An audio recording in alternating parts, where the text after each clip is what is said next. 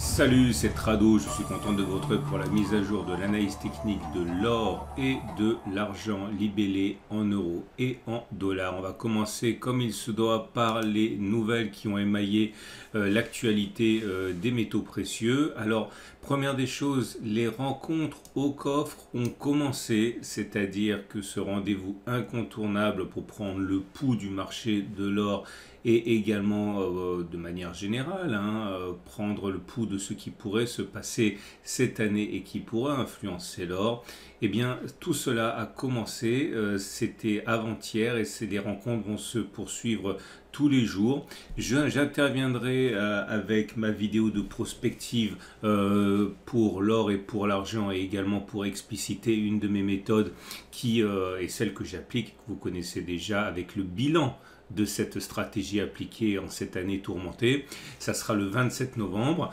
Je laisse défiler ici le programme. Comme vous pouvez le voir, c'est un programme qui est extrêmement alléchant. Vous allez pouvoir écouter des spécialistes du patrimoine, également des spécialistes du monde de la crypto, de la fiscalité. Vous connaissez bien sûr le célèbre Owen Simonin, donc un des fers de lance de la crypto en France.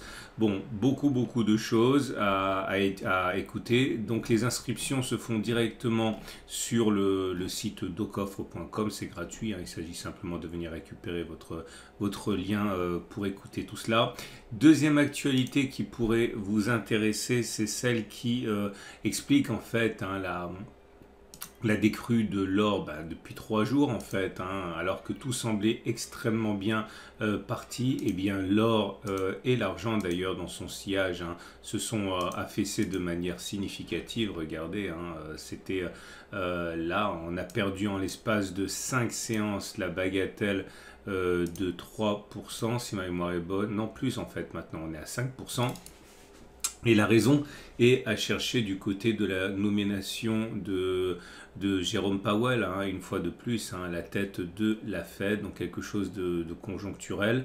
Et la raison est à chercher du côté de sa politique. Comme on sait que M. Powell est quand même soucieux de procéder à un resserrement de la politique monétaire américaine, eh bien le fait qu'il soit à nouveau aux manettes pour plusieurs années a entraîné une augmentation des taux d'intérêt. Et comme d'habitude, lorsque les taux d'intérêt à 10 ans montent, eh bien l'or baisse. C'est une sorte de posture, puisque lorsque les taux augmentent et que l'or qui ne rapporte rien rapporte encore moins en termes de comparaison, et bien forcément la posture est de spéculer à la baisse sur l'or.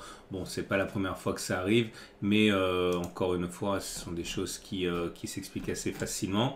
Je vous renvoie à l'article si vous voulez en savoir davantage sur... c'est un article Reuters, tous les liens sont accessibles depuis le site.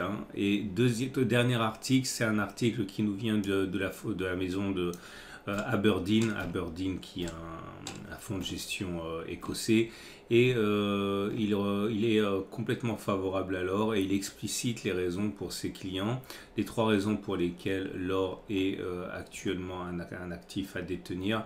Vous connaissez si vous êtes des habitués, mais c'est relativement intéressant quand même. Donc ça limite en fait les soubresauts du patrimoine, puisque quand les marchés baisse, et bien l'or généralement se tient bien mieux, voire très bien. C'est ce qui s'est passé notamment lors de la crise Covid. Également son élément de diversification, en faisant baisser la sensibilité du portefeuille global. Bon bref, je vous laisse découvrir tout ça et on va passer tout de suite à l'analyse de l'or et de l'argent, et en commençant bien sûr par l'or libellé en euros.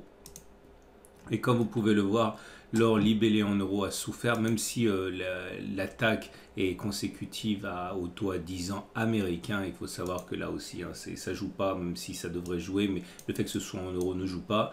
Je considère que... alors regardez, les petites ellipses que vous voyez, c'est les différents points d'accumulation rationnelle qu'on a eu tout au long de l'année. On va justement faire le bilan de cette stratégie. C'est pour ça que vous voyez transparaître ces ellipses.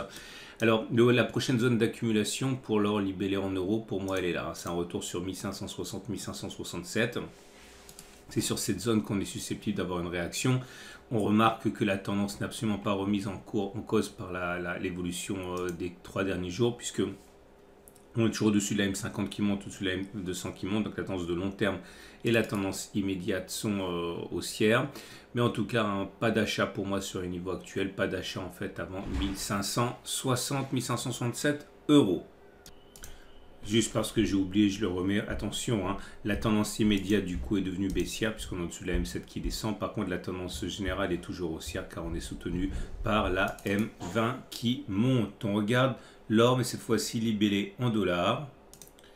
Et cet or libellé en dollars a subi la même déroute, même encore plus forte, puisque depuis les sommets, l'or libellé en dollars a abandonné plus de 5%. On a une situation qui est plus inquiétante que celle qu'on a sur l'or en euros, en ce sens que la M200 est menacée, donc la tendance de long terme est menacée. Maintenant, ça se joue vraiment pas grand-chose, on va attendre une confirmation. Mais la M50 n'est plus haussière, la M20 n'est pas haussière, la M7 n'est pas haussière. Clairement, on est en dessous de la M7 qui descend, donc la tendance immédiate est baissière, mais les autres moyennes mobiles ne sont pas haussières comme sur l'or libellé en euros, et c'est en ce sens que la sanction est plus forte pour l'or libellé en dollars.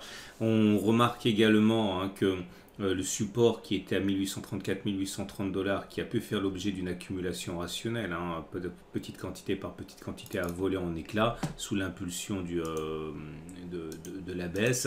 Prochaine zone d'accumulation rationnelle, pour moi, rien avant 1780-1758 dollars. Je pense qu'il est inutile d'acheter maintenant et éventuellement une clôture au-dessus des 1877 avec le danger que l'on aurait à être directement sous une autre résistance ici. Mais enfin bon, quand même, clôture au-dessus de 1877 dollars, zone d'accumulation rationnelle, retour sur les 1780-1758 également, retour sur les 1724-1734 également. On regarde l'argent maintenant. Et l'argent, comme souvent, a amplifié les évolutions de l'or. Le problème de l'or libellé en euros, c'est qu'on est repassé en dessous de la M200, de la M20 et de la M7. Seule la M50 reste encore en soutien. Ça veut dire que la tendance immédiate est baissière, que la tendance de long terme est à nouveau baissière, que la tendance générale est neutre. Seule la tendance de fond est haussière. Mais encore une fois, regardez la magie de l'analyse technique, c'est qu'on est venu rebondir sur cette oblique descendante qui constitue la moitié, enfin non, la partie basse du canal ascendant. On est également venu chercher les 21,329 qui sont une zone d'accumulation rationnelle. Donc même si la zone 21,9, 21,5 qui a fait l'objet d'une accumulation rationnelle, par exemple quelques pièces, n'a pas tenu, celui des 21,329 est une opportunité à mon avis pour également encore acheter un petit peu de pièces en argent. Notre prochaine zone d'accumulation rationnelle, elle est juste là. C'est la zone comprise entre 19,9 et 20,3. Et donc à partir de la zone d'accumulation rationnelle, également en cas de retour sur les 18,6, 18,9. Et j'en parle parce que vous voyez là aussi par transparence les points d'achat auxquels on a pu accumuler. Et ça va être intéressant justement lors des rencontres au coffre de faire le bilan des achats sur ces ellipses. On termine avec l'or libellé en dollars, l'argent libellé en dollars. Et c'est la même chose, le support des 24,7, 24,9 qui a fait l'objet d'une accumulation rationnelle n'a pas tenu. On est maintenant sur le support suivant, 23, 23,6, qui lui aussi peut faire l'objet d'une accumulation rationnelle. La tendance est fortement bousculée avec des cours en dessous de la M200, des cours en dessous de la M7, de la M20, bref, tout s'apparente maintenant à un retour de la tendance baissière pour l'argent libellé en dollars. Néanmoins, si on prend un petit peu de distance, on a simplement réintégré cette espèce de zone de latéralisation qu'on avait maintes fois évoquée ici et de laquelle on était sorti, mais finalement pour une sorte de fausse joie. Il ne me semble pas que ce soit dangereux pour l'avenir. Bien sûr, je n'en sais rien, mais c'est mon opinion. On verra comment ça se manifeste dans les graphes, mais encore une fois, ça ne change pas grand-chose à la stratégie qui est d'accumuler inlassablement par petites quantités, pièce par pièce, sur les zones d'accumulation rationnelle. Voilà, je vous invite à regarder les différents intervenants, écouter les différents intervenants sur la réunion au coffre à laquelle je participe, et je vous dis à samedi pour la mise à jour.